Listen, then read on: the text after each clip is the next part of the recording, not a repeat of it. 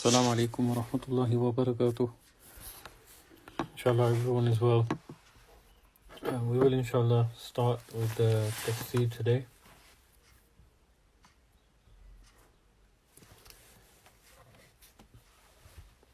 Assalamu alaikum wa rahmatullah. Inshallah, we're going to start with the tafseer today. So we're going to start with Juz Amma, and inshallah ta'ala the plan is to try and work through as many surahs as we can over the course of the days of Ramadan. So inshallah ta'ala the first surah we're going to begin with is Surah Naba. Surah Naba is the first surah of the 30th juz, and inshallah ta'ala I'm going to recite some of the verses first, and then basically we'll go through and take a look at the commentary inshallah ta'ala. So أعوذ بالله من الشيطان الرجيم بسم الله الرحمن الرحيم عما يتساءلون عن النبع العظيم الذي هم فيه مختلفون كلا سيعلمون ثم كلا سيعلمون ألم نجعل الأرض مهادا والجبال أوتادا وخلقناكم أزواجا وجعلنا نومكم سباتا وجعلنا الليل لباسا وجعلنا النهار معاشا وبنينا فوقكم سبعا شدادا وجعلنا سراجا وهاجا. So inshallah we'll go through those ayat inshallah in a bit more detail. So basically Surah Naba is a Makki surah. It is 40 verses long, and the title of the surah itself is called Naba, which basically means the great event. So one is that you might have general piece of news, and then there's something that's a major event that's happened. So in this case here, Allah subhanahu wa ta'ala is referring to Surah Naba as the great event. So let's just go through the translation for the first 10 odd ayats that we've just recited. So Allah subhanahu wa ta'ala says, Amma yatasa'alun, about what are they asking each other? And then Allah ta'ala says, Anin naba il azim. So here Allah subhanahu wa ta'ala then describes what they were asking. Yani they're talking about the great event. So this, just to set the scene, is basically that the kuffar are disputing and discussing about the Day of Judgment. So here Allah subhanahu wa ta'ala asks first, or mentions a question first, of what are they discussing, and then Allah ta'ala actually answers that by saying that they are talking about the great event. And then Allah subhanahu wa ta'ala says, الَّذِي هُمْ فِيهِ مُخْتَلِفُونَ. So that event that they are basically having a dispute in. So Allah subhanahu wa ta'ala is already setting the scene here that they essentially are having a dispute about the whole idea of the Day of Judgment. Then Allah subhanahu wa ta'ala says, كَلَّا سَيَعْلَمُونَ ثُمَّ كَلَّا سَيَعْلَمُونَ, that truly they will soon know. And then Allah ta'ala says the ayat with again, truly they will soon know. So here's kind of an emphasis of this concept that they will definitely soon come to know the reality of that. So basically what the scenario here is that when the Quran was revealed, the concept of the Day of Judgment and the resurrection was mentioned. And the kuffar, or the mushrikeen, the pagans at the time, the pagan Arabs at the time, they couldn't fathom this idea that it's possible that somebody could be resurrected. So they would basically form circles and discuss amongst themselves to try and understand what this is. And in some of the ulama or mufassirin have written that when they actually used to sit and gather, some of them were very half-hearted about the whole concept, and they didn't really want to necessarily know the truth, but what they were trying to do was kind of make a mockery of it and kind of joke about it and sort of make it as if it was an insignificant thing and maybe it's not even true. Whereas you had other mushrikeen that did actually think maybe there is some reality behind this. So once the question is there, and then Allah subhanahu wa ta'ala has identified what it is, and Allah ta'ala has also mentioned that they will soon come to know. In some mufassirin have written that when Allah subhanahu wa ta'ala has said this, perhaps it means that they will never come to know, and others have written that actually they will come to know, but that will be at the time of the Day of Judgment. So when they will see it firsthand, for real, that's when they will come to know about the reality of that. Obviously at that point it will be too late for them, they won't be able to do anything about it. Then Allah subhanahu wa ta'ala mentions أَلَمْ نَجْعَلِ الْأَرْضَ مِهَادًا وَالْجِبَالَ أَوْتَادًا وَخَلَقْنَاكُمْ أَزْوَاجًا وَجَعَلْنَا نَوْمَكُمْ سُبَاتًا وَجَعَلْنَا اللَّيْلَ لِبَاسًا. And then Allah subhanahu wa ta'ala mentions that did we not make the earth as a floor and the mountains as pegs? Now, if you think about this, Allah subhanahu wa ta'ala has created the earth for us to walk on and kind of traverse on. And then Allah subhanahu wa ta'ala mentions about the mountains, that they are pegs. Now, if you think about it, what is the function of the mountain? I mean, for us, guys, might want to go out and climb the mountain and kind of enjoy the natural beauty that you see. But the actual function of a mountain is actually that it's actually pegging down the earth. So Allah subhanahu wa ta'ala has kind of used mountains to kind of stabilize the earth and place them in certain strategic points that actually help that. So here Allah subhanahu wa ta'ala is actually kind of alluding to that Allah ta'ala has made the mountains as pegs. And then Allah subhanahu wa ta'ala mentions that we have created you in pairs, yani a male and a female. And then Allah subhanahu wa ta'ala says, and He has made sleep a source of rest. Yeah. Now if you think about it, you could go the whole day, do your work and everything, and try and kind of pass the time of your day. You go to work, then you come back, you spend time with your family, etc. You might be physically exhausted from the whole day doing all the things that you need to do. And what you really need then at the night time is to actually get some decent rest. So this is actually a huge blessing. That Allah subhanahu wa ta'ala has actually given us the concept of rest. Now, the word here that's been used is وَجَعَلْنَا نَوْمَكُمْ سُبَاتًا. So we created your sleep as a source of rest. So the word subat is derived from a word called sabat in Arabic, which basically means to cut off. Yeah. So sleep is something that actually cuts off a person from all the affairs of the world. Yeah. So if you think about it, once you've actually gone to sleep, at that point, all the worries and tensions that you have generally are cut off from you. Yeah. And this then basically becomes a reason that a person can actually get some rest. Now, generally speaking, you can't get rest any other way. If you can't sleep, you're really going to struggle then, because how are you going to get your rest? Now, I just remember an incident where one of my sheikh actually went to a place in Scotland a few years ago. He went to visit somebody who was essentially possibly a millionaire, but he was very, very wealthy. I mean, his house had a swimming pool, a sauna, etc., all of that sort of stuff. And then my sheikh went upstairs to use the bathroom, and when he came out, the host was there. And the host asked him, could I speak to you privately for a minute? So the sheikh said, fine, it's no problem. So he spoke to him, and what they found was, what he started doing was, he started crying. And the sheikh asked him, why are you crying? And he said that you look around you, you could see that I have everything here, yet in reality, I have so much tension that I can't actually sleep. Yeah, so I really struggle to sleep, and that I actually have to take medication to get some sleep. So subhanallah, despite the fact that materially the person had everything that you could ask for, nice car, big house, etc., but they had a lot of tension, and because of that tension and stress, they were really struggling to sleep, that they had to take medication for it. So in other words, what I'm saying is that sleep is a huge blessing. So, for those who suffer from insomnia, you can ask them, what is this ni'mat of sleep. Then Allah subhanahu wa ta'ala mentions that we made the sleep a source of rest. Then He says that, and we made the night a covering. So if you think about it, when night falls, naturally your body inclines to sleep. Yeah. So this is actually another benefit that we get, that when we want to sleep, when it's dark, it actually helps. Now, if you think about other places like Iceland and those that are kind of have almost 20 hours plus of daylight, the guys there, I don't really know how they sleep, but somehow they do end up getting to sleep, probably through tiredness. But the fact that we get this blessing where it gets dark and we're able to sleep, that is actually a natural blessing that we're getting. So we should also, be mindful of that and thankful for that. Then the next few ayat, then Allah subhanahu wa ta'ala is continuing to lay the scene here now. So Allah subhanahu wa ta'ala says, وَجَعَلْنَا النَّهَارَ مَعَاشًا وَبَنَيْنَا فَوْقَكُمْ سَبْعًا شِدَادًا وَجَعَلْنَا سِرَاجًا وَهَّاجًا وَأَنزَلْنَا مِنَ الْمُعْصِرَاتِ مَاءً ثَجَّاجًا لِنُخْرِجَ بِهِ حَبًّا وَنَبَاتًا وَجَنَّاتٍ أَلْفَافًا إِنَّ يَوْمَ الْفَصْلِ مِيقَاتًا. Yeah.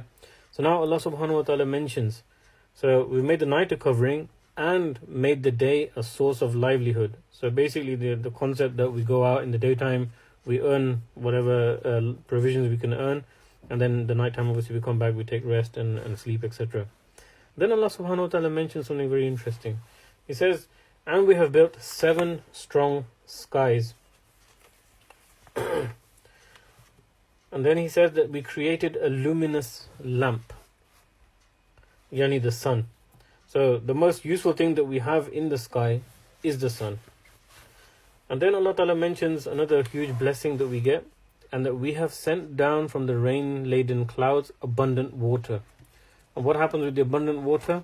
So that, then Allah Ta'ala mentions, so that we bring out here therewith grain and vegetation and thick gardens. So through the water that Allah Subhanahu wa Ta'ala sends, it grows provisions, crops, vegetation, and then obviously gardens, trees, etc. So all of the things that are nourished by water, Allah Subhanahu wa Ta'ala is providing that.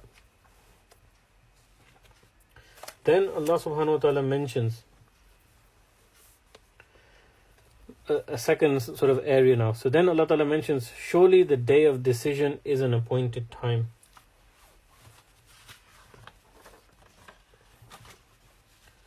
Yeah. So now Allah Subhanahu wa Ta'ala is kind of changing the situation a little bit here. So fasl basically means, a gap or a distance, and it also means a decision. Why does it mean a decision? Because it puts a gap between the right and wrong, and that's what a decision is. So the day of distance can also be used, or day of judgment. So this is just a kind of play on the words there. So the reality is nobody knows when the exact appointed time is going to be. But through hadith we are told that the Yawm al-Qiyamah is unknown to basically everybody, even the angel Israfil alayhi salam, who's actually going to blow the trumpet at the time of their judgment. It comes in hadith that he's actually already taken the breath in to actually blow the trumpet, but he doesn't even know when it's going to be. So he's basically waiting upon the command of Allah subhanahu wa ta'ala to instruct him to actually blow the trumpet. And once the trumpet blows, that will then kick off the chain of events that will result in the Yawm al-Qiyamah actually taking place. And also it comes in hadith that the farmer will be plowing his land and the cloth merchant will be sorting through his cloth, and at that point then the day of judgment will come. Any people will be going about their daily business as normal, and then all of a sudden the trumpet will be blown, and then basically the day of judgment events will come forth. So this is another reason why we should be ready all the time. We have to think that, when are we going to go back to Allah subhanahu wa ta'ala, and am I ready to go back? Have I done all that I needed to do in this dunya? Have I created enough good deeds that will carry me through and see me through on the day of judgment? Because it could come at any time.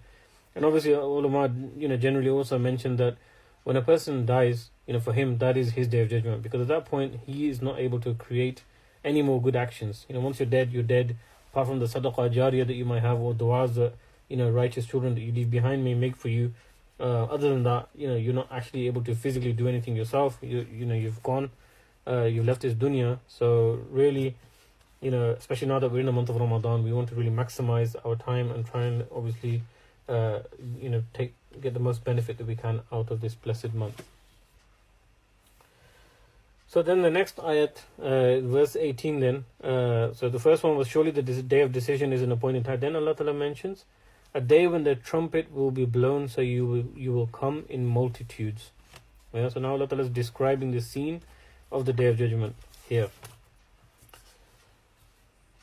So the trumpet will be blown twice. This is something that we can establish from other verses of the Quran. The first time the trumpet is going to be blown, the entire world will come to an end. Yeah, everything will be destroyed, and the last thing to be destroyed will be the angel of death. Only Allah subhanahu wa ta'ala will remain.